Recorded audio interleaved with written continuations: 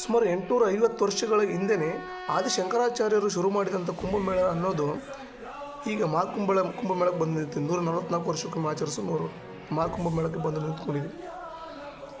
4 ವರ್ಷಕ್ಕೊಮ್ಮೆ ಕುಂಭಮೇಳ, 6 ವರ್ಷಕ್ಕೊಮ್ಮೆ ಅರ್ಧ ಕುಂಭಮೇಳ, 12 ವರ್ಷಕ್ಕೊಮ್ಮೆ ಪೂರ್ಣ ಕುಂಭಮೇಳ ಮತ್ತು 144 ವರ್ಷಕ್ಕೊಮ್ಮೆ ಮಹಾಕುಂಭಮೇಳ ಆಚರಿಸ್ತೀವಿ.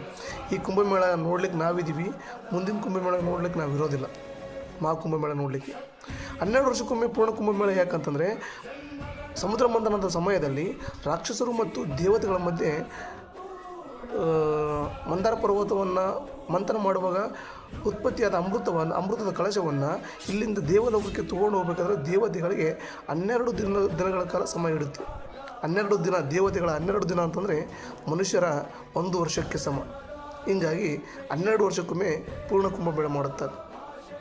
ಇದರ ಮಾಹಿತಿ ಆಲ್ಮೋಸ್ಟ್ ಎಲ್ಲರಿಗೂ ಗೊತ್ತಿರುತ್ತೆ.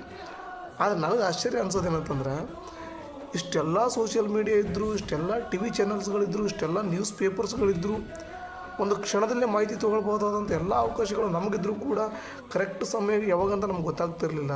ಆದರೆ ಅದೆಲ್ಲೋ ತಪಸ್ಸು ಮಾಡ್ತಾ, ಅದೆಲ್ಲೋ ಗುಹೆಯೊಳಗೆ ಸಾಧನೆ ಮಾಡ್ತಾ, ಪಾಳು ಬಿದ್ದ ದೇವಸ್ಥಾನಗಳಲ್ಲಿ ಅನ್ನ ಆಹಾರವಿಲ್ಲದೆ ತಪಸ್ಸನ್ನು ಆಚರಿಸುತ್ತಿರುವ ಎಲ್ಲ ಸನ್ಯಾಸಿಗಳಿಗೆ ಹಾಗೂ ಸಾಧುಗಳಿಗೆ ಇವತ್ತೇ ಪೂರ್ಣ ಕುಂಭಮೇಳ ಆಚರಿಸ್ತಾ ಶುರುವಾಗುತ್ತೆ ಅಂತ ಅದು ಯಾರು ಮಾಹಿತಿ ಕೊಡ್ತಾರಂತ, ಅದು ಯಾರು ಮಾಹಿತಿ ತೊಗೊಂಡು ಅಷ್ಟೊಂದು ಜನ ಬರ್ತಾರೆ. ಕೋಟಿಗಟ್ಟಲೆ ಜನ, ಒಬ್ಬರಲ್ಲ ಇಬ್ಬರಲ್ಲ, ಕೋಟಿಗಟ್ಟಲೆ ಜನ.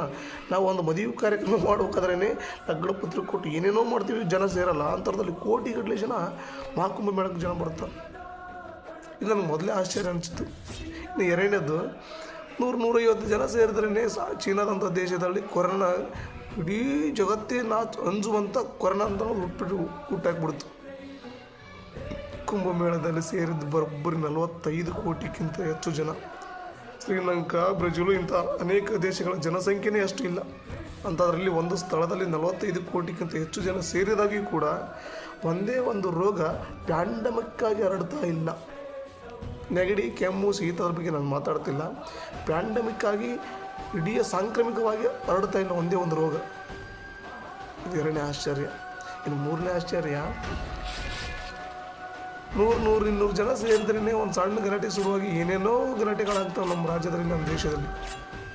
ಆದರೆ 45 ಕೋಟಿ 50 ಕೋಟಿ ಜನ ಸೇರಿದಾಗಲೂ ಕೂಡ ಒಂದೇ ಒಂದು ನಾಯಿಗೂ ತೊಂದರೆ ಕೊಡಲಾರ್ದಂಥ ಕಾರ್ಯಕ್ರಮ ಆಗ್ತದಲ್ರಿ. ಇದು ನನಗೆ 3ನೇ ಆಶ್ಚರ್ಯ. ನಿಮಗೂ ಆಶ್ಚರ್ಯಗಳು ಅನಿಸ್ತಿರ್ತಾವ ನೋಡ್ರಿ.